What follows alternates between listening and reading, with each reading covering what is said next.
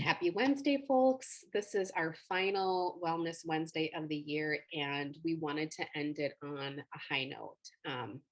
With all the peaks and valleys of the last year, we really owe it to ourselves to kind of shake off the stress and all the noise out of our heads. And, if only just for this hour, and completely immerse ourselves into student mode as we kind of get schooled today on like one of the hottest topics of the year, particularly in the natural health realm, and that is Ayurveda, otherwise known as Ayurvedic medicine. It may be new to most of us, hence why you're here today, but it's an ancient Indian medicine system that dates back to 5,000 plus years ago. And we have today's guest, Dr. Amrit Devgan, to thank for introducing us, the editors particularly, and now you guys, to this holistic practice. Today, she'll be tearing through the layers of Ayurvedic medicine, how it stresses self-healing through lifestyle, through diet changes. But as a basic principle, it looks closely at the imbalances in our bodies that can be attributed to disease or illness of some type. Each person at birth is assigned what's called a dosha. And Dr. Devgan will kind of tear into that shortly. And this dosha, otherwise known as your constitution, is what kind of helps you find or achieve harmony from the inside out. I think another term that we've learned over the past year is homeostasis. That's when you find balance. Anyways, that's it for spoilers, though. I'm keeping my intro short and sweet because Dr. Devgan has a lot to bring to this conversation, and she does such a beautiful job of distilling down the overarching and the topical concepts to make this practice feel user-friendly and accessible. You'll also be learning, I know I said enough with spoilers, but you'll also be learning a lot about how oil, different types of oil, sesame oil, is a pillar in Ayurvedic beauty, and how we incorporate the usage of various oils into our self-care regimens to stave off sickness, nourish our skin and tissue, and oiling it carries a whole host of other healing purposes. So before we begin, we just want to give a shout out to Northwestern Health Sciences University. They're a gem in our own backyard. They're based in Bloomington. They also have a couple of clinics there. They're the leading chiropractic school in the Midwest. They offer a whole host of degrees in natural health, and the clinic that they have on site there is open to the public. They offer natural care services like cupping and acupuncture, Chinese medicine, massage therapy, and so much more. Their faculty and providers, like today's guest, Dr. Devgan, are experts in the industry, and they're really trailblazing the way for natural health, kind of the entrance of that into the mainstream, and just overall revolutionizing the ways that we think of healthcare. So our guest today, like I said, is Dr. Amrit Devgan. She is a naturopathic doctor, an ND. She's an associate professor at the school, and she is also an applied Ayurvedic practitioner. Her family practice is open to patients of all ages. She specializes in digestive ailments, chronic and complex disease, fatigue, metabolic disorders, anxiety and depression, and that's just kind of the tip of the iceberg. Her thing is all about empowering patients with the knowledge that they need to take ownership of their health choices on a day-to-day basis into the long term. And her tools incorporate, like today's subject of Ayurveda, ancient wisdom, and she does a lot with self-awareness techniques. So without further ado, let's welcome Dr. Devgan to the chat. Thank you, Jamie. Thank you so much. Yes, Great to be here. I'm really, really excited.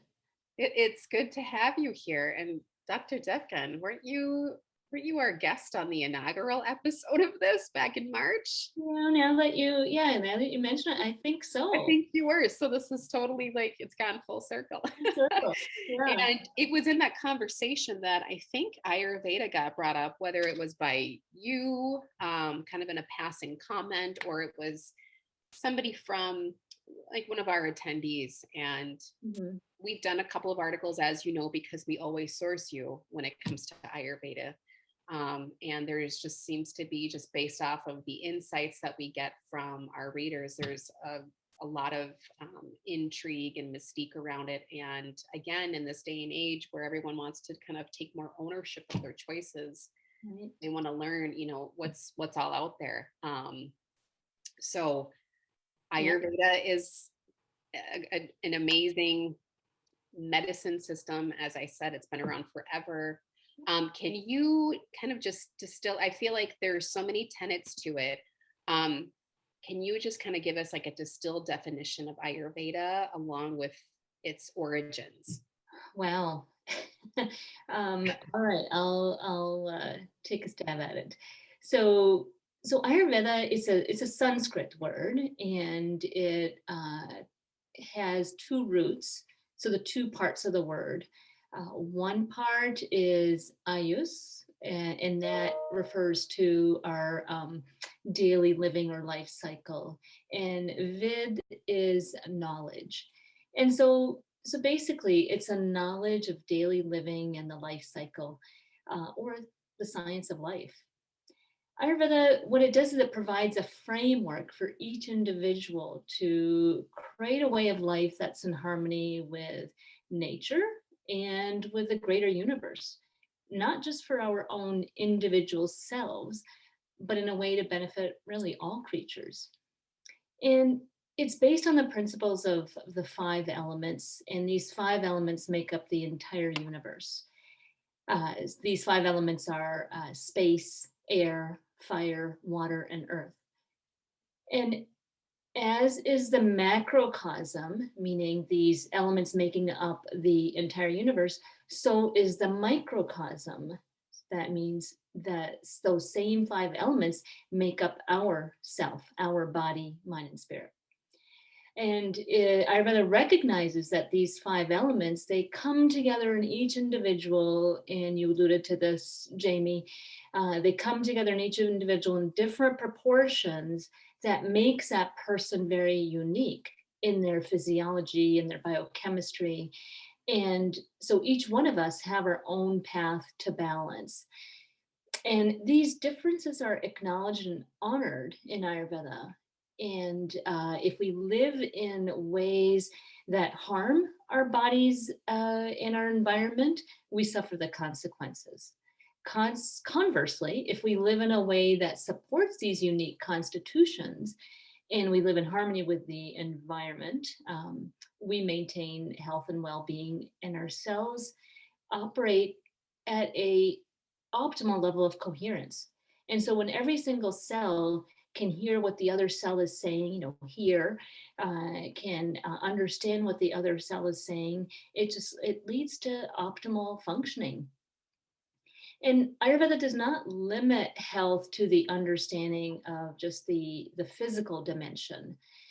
It considers the state of the mind, which would be the emotions, the thoughts, the intellect. It also considers our familial backgrounds, our environment, the universal level as well. So life's a combination of these and the interplay of these with the universe.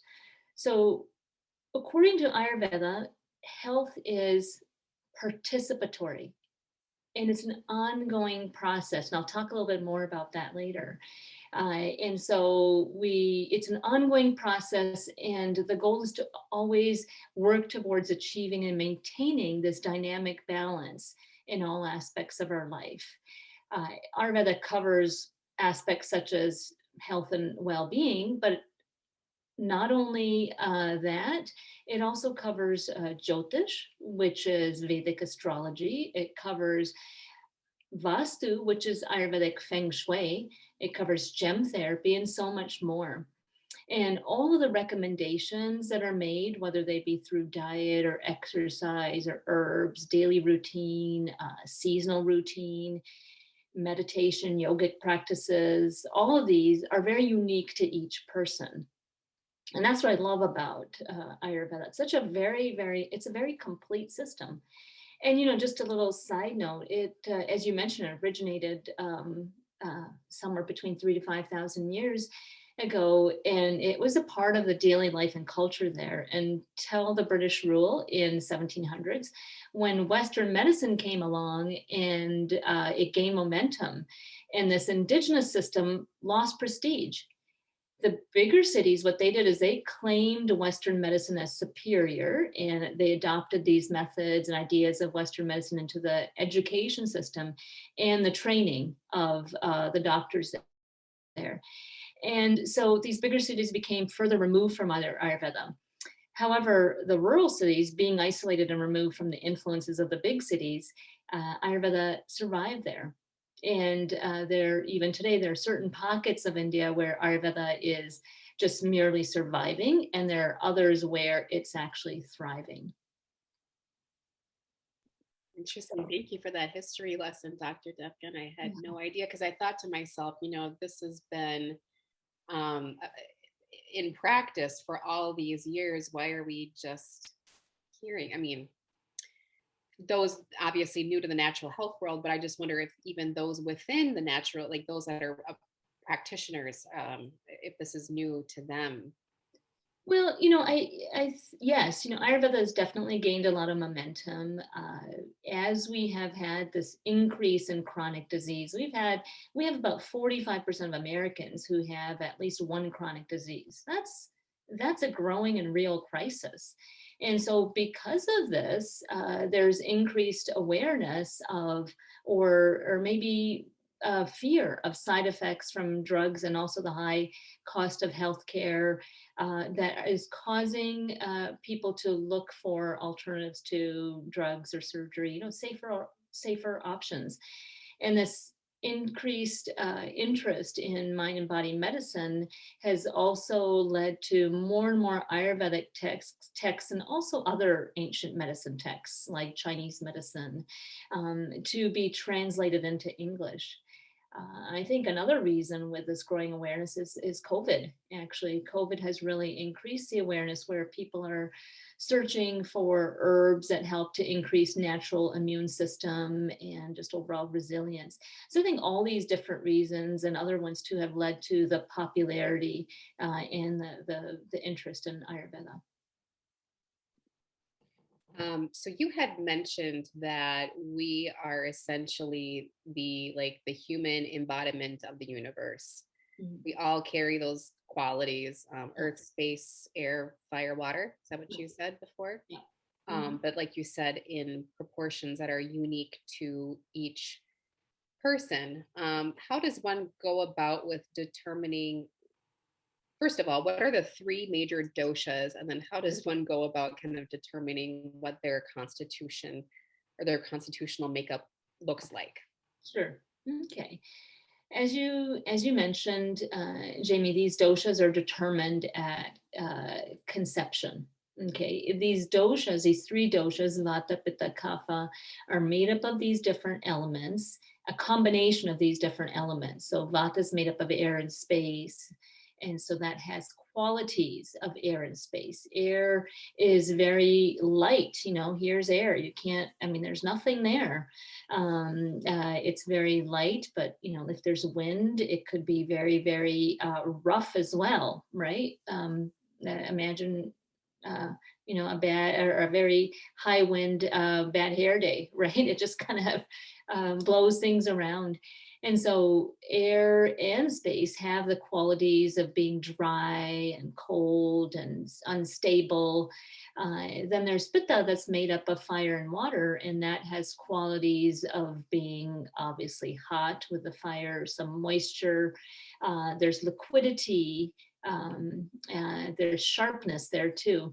And then Kapha is made up of water and earth, and it's going to have qualities of those two elements, which might lead to more cold, wet, damp, sensations. Anyhow, these different doshas are determined when we are conceived by what the state of our mother and father is. So some people may have, say they have two parents who are very, very, I'm going to say, very obviously pitta doshas, but then the child may be kapha. And you think, well, how did that happen? So it's a state of the parents at the time of conception. And the blueprint of what they are at that time has specific proportions of the Vata Pitta Kapha. And that is what's then, that's what becomes part of that new life form. And that proportion, it's continuously expressed throughout our lifetime. It changes based on season and what might be going on with our life, etc. But that's how it's determined. And so there's no money back kind of or refund 30-day refund policy. You have what you have, and you're born with whatever dosha you're born with. And there's no one better than the other. They're unique, and the idea is to honor and respect the dosha that we are born with. So how do we determine our dosha, you asked? Well, the pulse tells us a lot. The pulse the pulse does tell us what our predominant dosha is.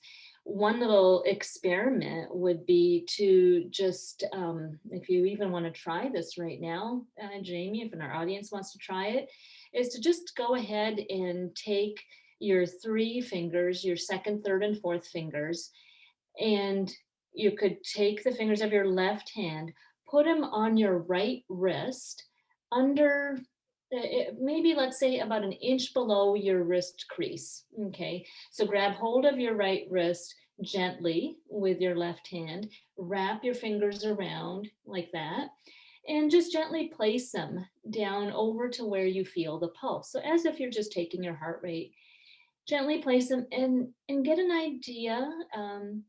Just kind of tune into your pulses and get a feel for which finger, under which finger, the first, the second, or the third, are you feeling more of a pulse?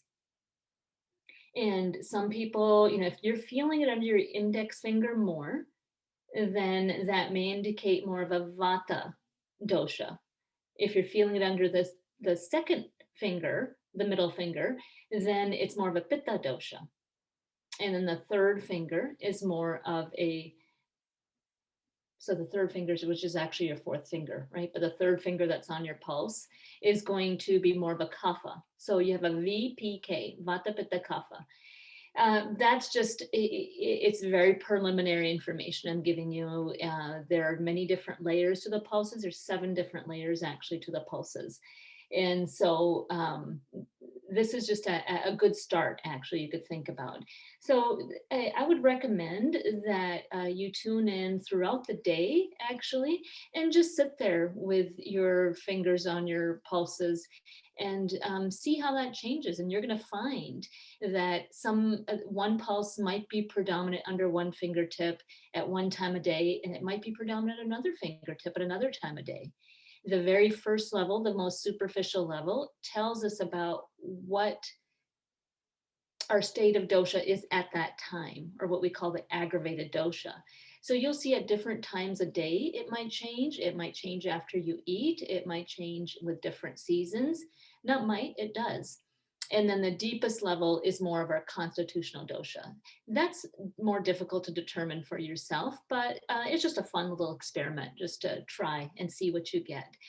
The other idea is to, there are many different books that are out there about Ayurveda, and I think almost every single one has a questionnaire, and each questionnaire varies a little bit, but that will also give you a general idea.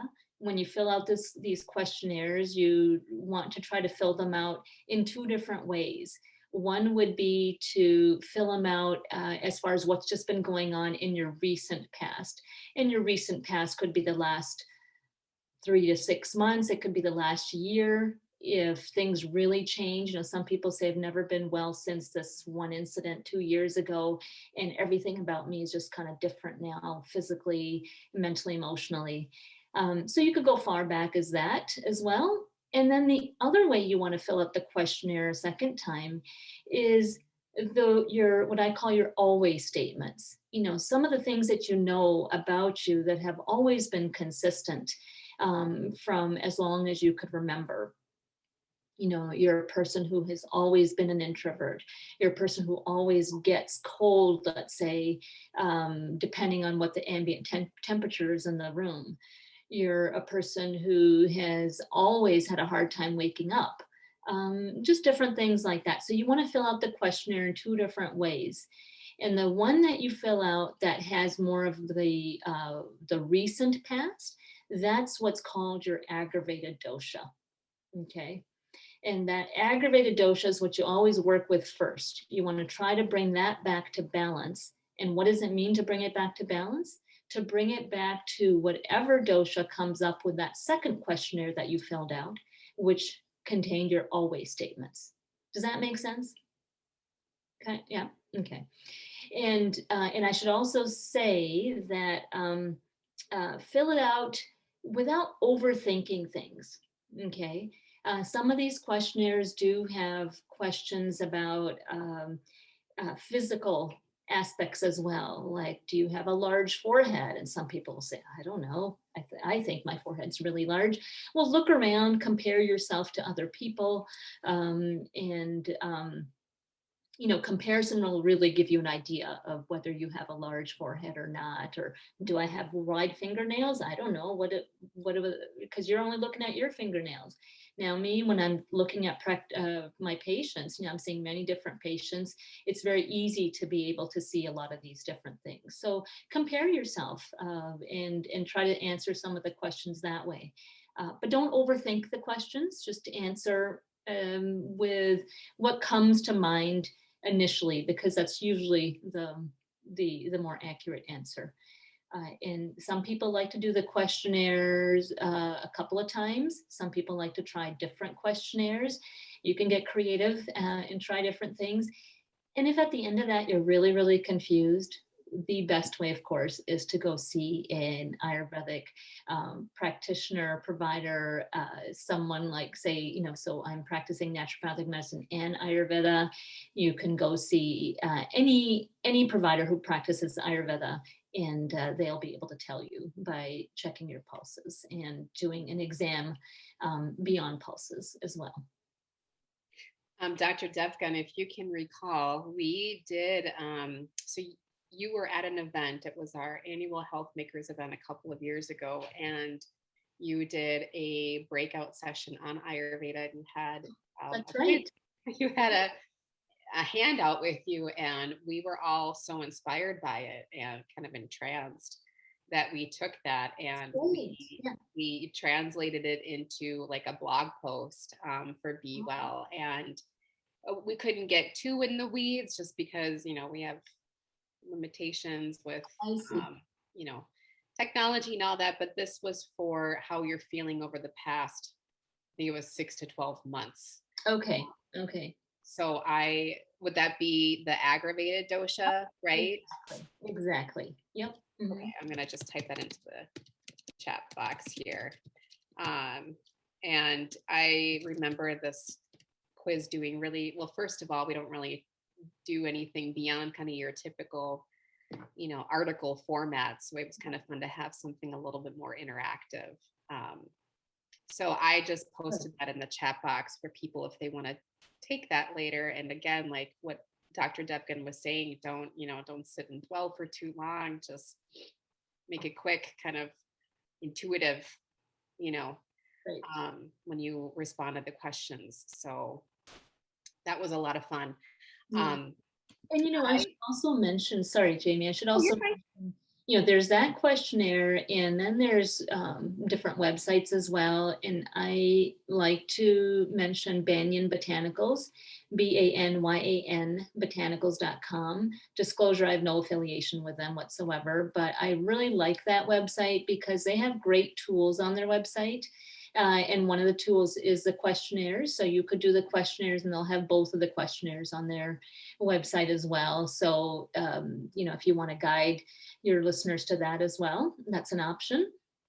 And then they have a lot of other educational pieces Okay. on there as well. So, but that's just one website. There's many different websites as well. But if people wanted to get that constitutional one too, if you can't provide it on like you said, due to some of the limitations, there are options to get that as well. Perfect. So we'll dig that up and we'll drop that link in our box. Thank you for the tip, Dr. Devgan, because I suspect a lot of people are going to want to know. That is kind of the entrance into learning more about Ayurveda, is to know where you stand in the Yeah. universe, but also where you stand with your dosha. Right, right. Next question, and this actually came from one of our attendees. So when people register for these sessions, they have the capacity to submit questions that they may have in advance. And this is kind of a nice segue since we went over the various doshas. Once we learn what that constitutional dosha is, Dr. Devgan, can you share how do we know how to eat with our dosha? What about hair care? What about sleep? Like just general lifestyle guidelines that we can consider adhering to that obviously coalesce with whether it's a vata, pitta, kapha. So guidelines for each dosha? Is that what the listeners want? Yeah, like just and I know that there's a lot, so we don't Yeah. have to get too in the weeds, but just something a little broad in general about, this is how you eat or care for your vata, your Yeah. pitta, or if you feel like this would be more beneficial for someone to read, we could Yeah. always put a Yeah, link in the so box too for that. yeah, there is a whole lot, right? So I'm trying to figure out how to answer this question and still, answer it within a couple minutes. So I think for general guidelines, let's just say general guidelines for balancing vata. Let me just start with vata. Okay, one of the one of the general guidelines for vata is routine. Okay, and most of us, well, all of us live in a very vata provoking society, right? We're multitasking all the time. We're running around all the time. Some days there's breakfast at 8 a.m. Some days there's no breakfast. Some days there's 3 breakfasts, whatever it might be. And so there's a lack of routine in our daily lives. And for Vata, routine is extremely, extremely important. The other thing for Vata, someone tests for a Vata aggravation would be to emphasize a diet that is Vata pacifying. And what does that mean? Vata pacifying would be warm foods, temperature wise. So not to eat anything right out of the fridge, not to add ice cubes into our drinks, and not to eat raw. Those are the two big aspects of a Vata pacifying diet, is to eat warm cooked foods with warm cooked foods that are not very dry. A salad is a very dry kind of food. It's a very rough food. Okay.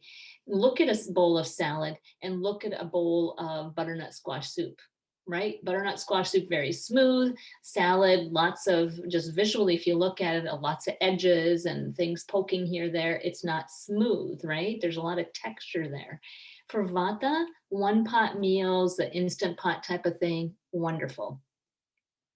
And then the other thing for Vata would be to rest adequately. And so not racing around, running around all the time. Vata is very energized by having a lot to do, because air and space, it doesn't like to hold on to anything. It's a big empty nothingness.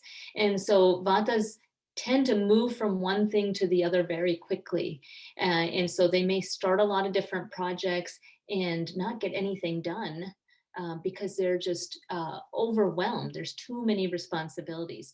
So resting is really important for Vata. And to get rest, we need to make sure that we have routine. And then the other thing would be oils. You already mentioned this. Oil is very, very important for pacifying Vata. One of the biggest things that you could do as far as that goes is a daily massage, a self massage every single day with oil. And there's different oils for different doshas. So for Vata, One of the oils that's very beneficial is good old sesame oil.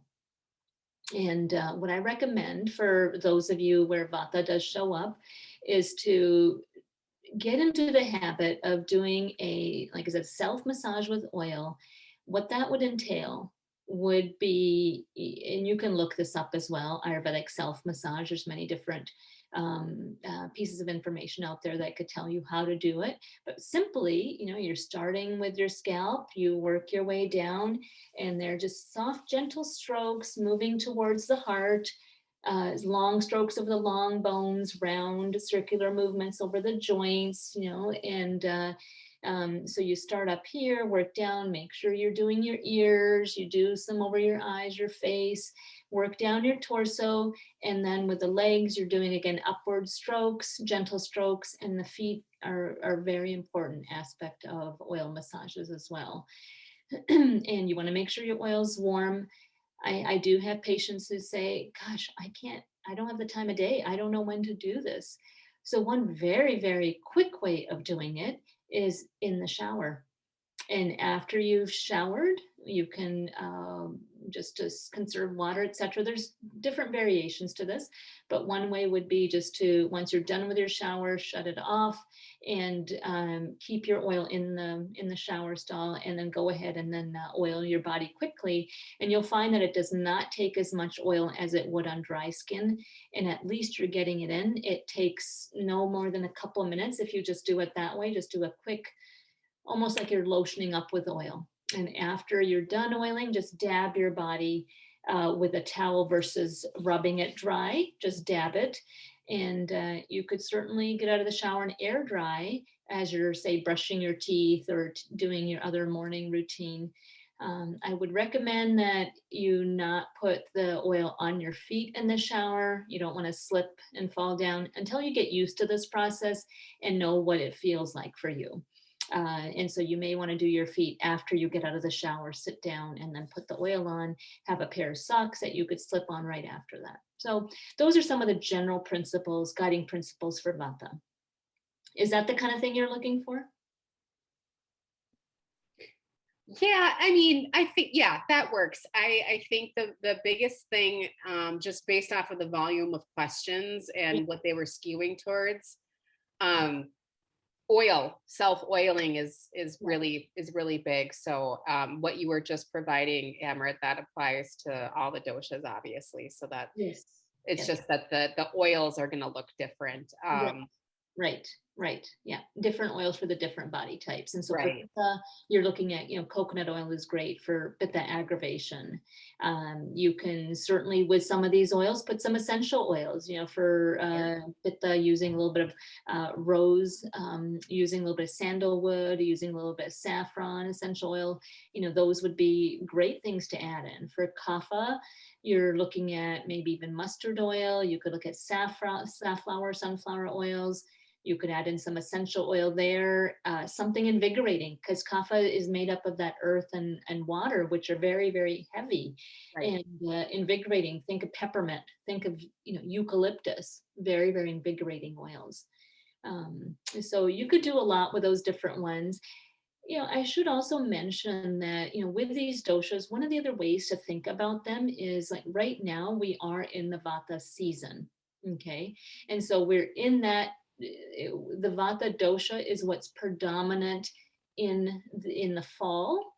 Actually, even late summer, Vata starts to creep up when the really dry heat, but fall and then winter, early winter, is more of a Vata aggravating season. So this is a time, as far as diet goes, that it would be a good time for some people who may want to follow, let's say, the keto diet that has higher fat. This is the time that your body can handle that more than some other times. And this is a time when we do want to make sure that we are getting higher protein as well. And for Vata, a lot of protein at one time is not the way to do it, but little bits. And so higher protein doesn't mean a lot of protein, but just a little bit more than you would, say, in the summertime or in the springtime. And so you could do a little bit more protein, but small amounts spread out throughout the day. So generally speaking, following a seasonal protocol, but keeping in mind what your aggravated dosha is very, very important. Okay. Okay. Yeah. And that extends until the big winter melt? Does it Yes, transition the to kapha starts building in the late winter. late winter? In Okay. late winter, and that varies depending on where a person is, right? Okay. Yeah. Geographic location. And so for us, late winter could be May, we don't know. But usually we're talking about maybe March is when the kapha starts to build. Okay. Yeah. Okay. Um, Going back to oiling really quick, Dr. Devgan, somebody did ask about, we know that there are a lot of health benefits that you can reap from it. Does it help with hair loss? I know you probably want to be careful about Yes, yes. outing No, certain there's remedies, but well, yeah, no, there's so these oils that I'm talking about are not medicated oils. They're base oils. There are some medicated or herbal oils that could be very, very helpful for hair. Generally speaking, it's very important for us to be oiling our scalp because that does help the hair, and it helps with circulation. It helps with memory, calming the mind down as well. But in particular with hair loss, what we look at is it's usually due to an excess of pitta at one point in your life that caused the hair loss, or it may be current situation that the pitta is being aggravated. There's this lovely oil called Bringraj oil that can be used. It's a Bringraj it could be in a base of sesame or in a little bit of sesame and coconut oil together, and it has the herb Bringraj in it, and that's like the master of hair. And you could use that oil specific for the scalp if hair loss is a problem. But if person were not to use an herbally medicated oil and they wanted to use some of these base oils, in a nutshell, yes, it can certainly help with strengthening the quality of our hair.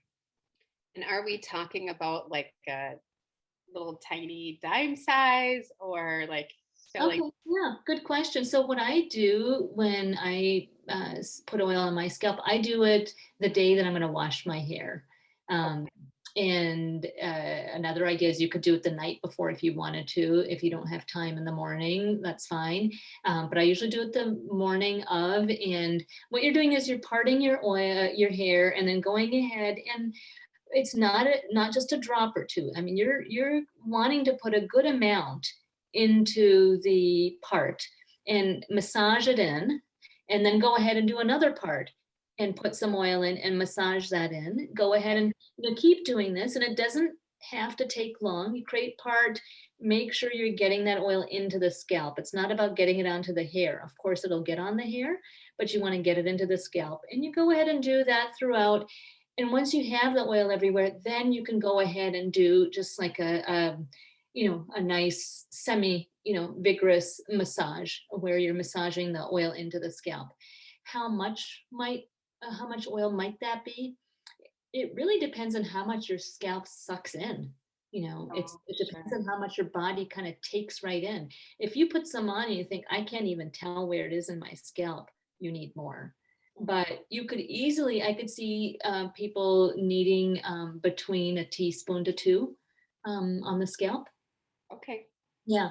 And then you go ahead. So what I do is I put it on and I just pull it back and I go ahead and do my exercise routine while the oil's on. And then I go ahead and wash it after I'm done. Okay. And that was going to be one of my other questions is if you let it kind of sit and Yeah. marinate in the scalp for a little while. Right.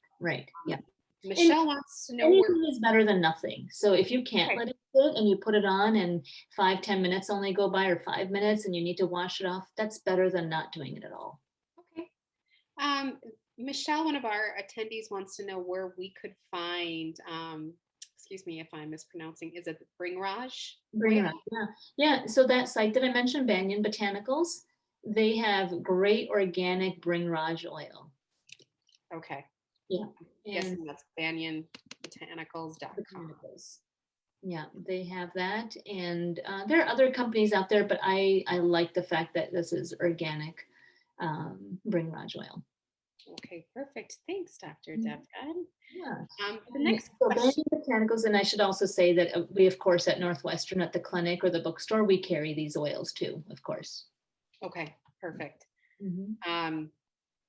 I wonder if we can pull up, I'm going to go on their website here shortly and see if there's a way that we can just buy that directly from the store. If not, we do have the Banyan URL in there. So the next question for you, Dr. Devgan, is I'm sorry, Jamie. They could even just call the clinic and ask for it. Sure. Yeah. Okay. Can you tell us what it looks like to be, so in your shoes, you're a naturopathic doctor, and you're practicing Ayurveda. When patients come in to be seen by you, how, I guess we kind of want to know, what does an appointment look like? So when if they have an appointment with you, how do their symptoms typically present? What are they looking for? And what does a treatment plan sort of entail? Okay, yeah. So it depends on how much familiarity that patient has with Ayurveda. Some will come in saying that they are looking for Ayurveda. Some have no idea what Ayurveda is. As far as my assessment, I'm always looking through the lens of Ayurveda. The patient may or may not know that. And so my treatment protocols or my diagnostic criteria, it will involve Ayurveda. But for the patient, when they come in, if they're very, very familiar with it, then I'll just dive right in that way. But if they're not, I may not use the Ayurvedic lingo. But I do a health intake. They fill out extensive questionnaires ahead of time. And then I look at the questionnaires, ask them questions. There's a lot of detailed history taking, such as, going through what we call the review of systems. How is their sleep like? What's their appetite like? When is their appetite the highest? What is their energy? What's their average energy? What's their energy when they wake up? What's their energy after they eat a meal? What's their energy between 3 to 4 p.m.? All these specifics, they tell us a lot of different things. The doshas have clocks as well. Different doshas are active at different times of the day. And so if someone says, I have heartburn, I might ask them, or I will ask them, when do you have it? Their answers to those questions, if they have certain timing, answers saying that, oh gosh, I don't know why I always seem to wake up at 1 a.m. with heartburn. Well, that's during the pitta time. Okay, so that gives me some clue. So I'm going to be asking some questions related to the organ clocks and the dosha clocks as well. So I can get an idea of what their circadian rhythm is like. I go into not just their review of systems of their physical health, but I also go into their mental, emotional well-being as well. I'll go into their past medical history and ask them, is there anything that you've never been well since? When they're coming as a new patient, that's an important question. And it'll be in their questionnaires too that they fill out, because that also gives us an idea of what was their dosha like before, what's kind of switched, what's made them switched, what do I need to do to bring them back to balance? So there's extensive history taking that takes place. And then the exam, for as far as an Ayurvedic exam goes, that involves looking at a patient's physical features. So I'll be doing a facial diagnosis as they're talking throughout the whole intake. I'm looking at all that and kind of being mindful and paying attention to that in the background. I'm paying attention to hand movements. How are they talking? Facial expressions, how are they expressing? That all gives me an idea of what their doshas are doing. And then I'll do the pulse assessment and different levels of the pulse assessment. I'll look at their tongue. The tongue assessment, different organ systems are represented or reflected on different aspects, different parts of the tongue. And so that'll give me information as well, the tongue coat, the tongue color, other different, some people have scalloping on the tongue, some people have a lot of red dots on the tongue, other people have what we call a map tongue. All these things tell me about the balance of their, the state of their dosha. And then I'll also do nail diagnosis, abdominal exam, looking at where a person may be feeling different things. We know that kapha is more predominant in the upper body, pitta is more predominant in the mid, kind of from your heart down to your umbilicus or your belly button, and then vata is predominant below the belly button. And so palpating the abdomen or palpating the body in different parts, that also reflects the state of the doshas. So I do the exam, and then then it's time for the fun part, which is putting it all together and coming up with a treatment protocol. If I'm able to come up with a treatment protocol at that time, I do. Otherwise, if we need to run any labs, I certainly go through that and talk to the patient about what labs may be helpful and why we may need them at that time, or maybe we want to put labs off and try some treatment protocols. And what does a treatment protocol look like? It may involve different nutraceuticals, which could be some herbs, it could be some vitamins and minerals, it could be some powders, some tinctures as well, so the herbal tinctures or herbal tablets. It involves diet, talking about the diet, talking about what season we're in, looking to see, okay, is this patient going to benefit more from a seasonal diet right now, or is their dosha so aggravated and out of its original home that we have to do some more extensive, extensive addressing of that aggravated dosha. And then it'll involve some asanas or yoga postures or other exercises. Different doshas have different exercises that are going to benefit them more than others. So we look at that. I also talk about the mind. That's huge in my practice, where I definitely bring awareness to what's playing on the mind screen, and we have a conversation about that. We may talk about some different breathing techniques, different meditation. We may also look at the environment, their own physical environment. If I feel like toxic burden may be an issue, we may want to look at what's the quality of their water, what's the quality of their air at their house or their professional environment, work environment. So there's a lot that the treatment protocol entails. And sometimes, depending on where the patient's at and what they're able to incorporate, we may just talk about, let's say, only diet, or we may do a little bit from all of those different things. So it really is very, very individualized. I am so interested in learning if you have observed firsthand any types of trends or patterns in the symptoms of the patients that present to you, particularly since kind of the onset of the pandemic. Yes, yes. Well, I don't know about other providers, but I have seen people's just nervous system, their sympathetic nervous system, them just being in sympathetic overdrive, just revved up, lots of anxiousness, lots of sleep issues, hands down. And that's just been such a common occurrence now, where people may find that they may be able to fall asleep fine, but they have disrupted sleep because there's so much change in our world right now. There's a lot of just unpredictability, new ways, and a lot of change in a lot of people's lives. And so I've definitely seen sleep disruption and unfortunately hypertension, higher blood pressure in people. Lots of GI issues too, where people say, I used to handle food just fine, and now it seems like either I have frequent bowel movements or loose bowel movements all the time, and that stress is impacting the state of their gut. And so it's all interrelated. But those are a lot of what I've seen. And of course, along with anxiousness, I've also seen depressed moods.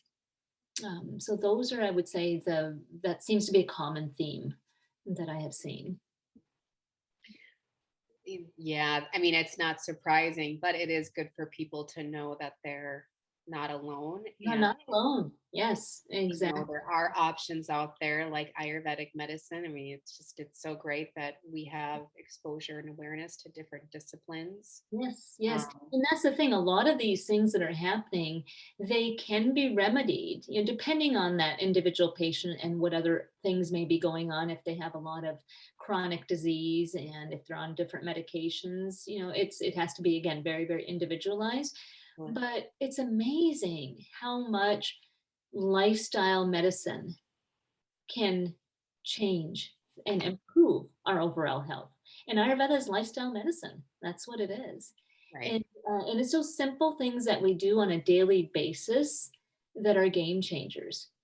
And so, an example would be if you could only do a 1 hour massage, self massage once a week, and say that's all I can do. I can't do it daily. Well, actually, you're better off doing 2 minutes of a daily massage versus that 1 hour massage once a week. Okay. So Okay. just queuing it up little by little, day Little by by day. little. Exactly. Exactly. Okay. Okay.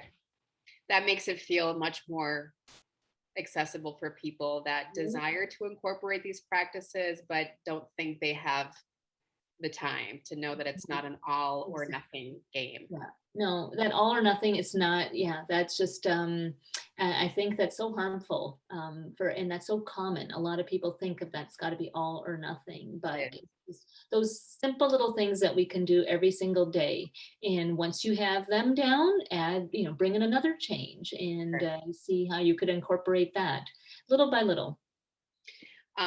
We have just a few minutes left on the clock, Dr. Are Devgan. you This has gone kidding? Really? What time is it? Oh, wow. Okay.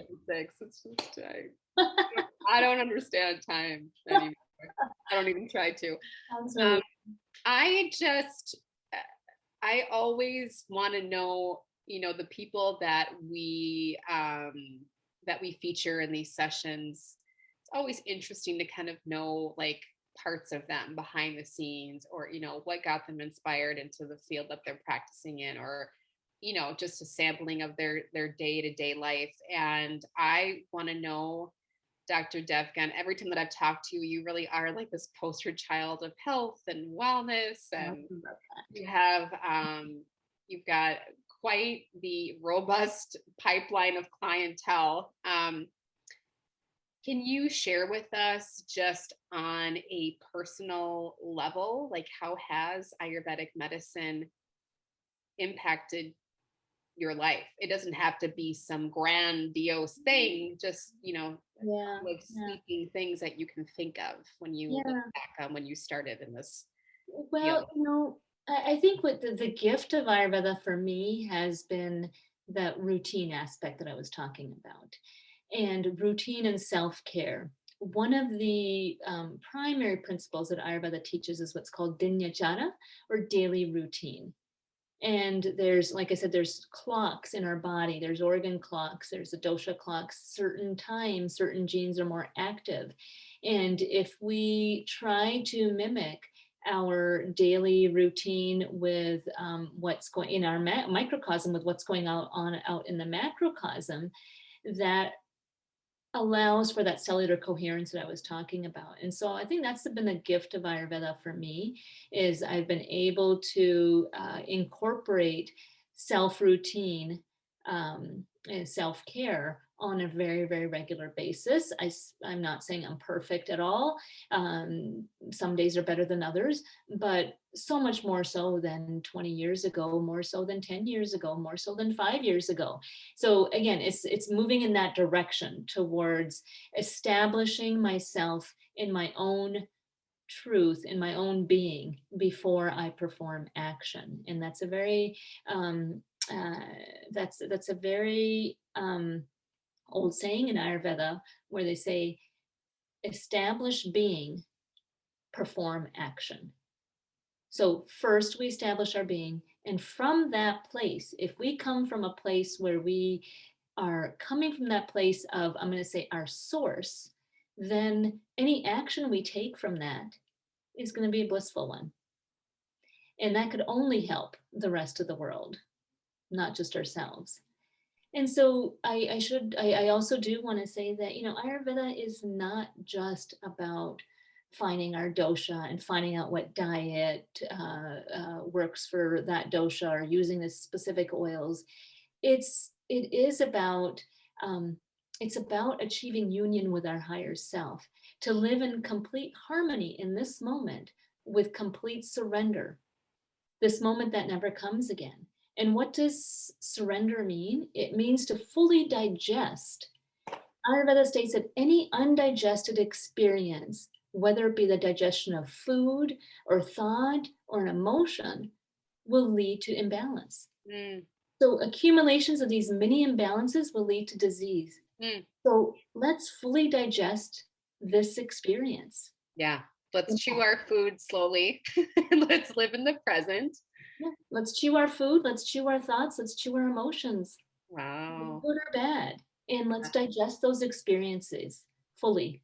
And that's called true surrender. And that is the goal of yoga, or Ayurveda, is to allow our physical body to come to balance so that we can practice complete surrender and be in this moment, because this moment will never come back again. Wow. Yeah. That's really profound.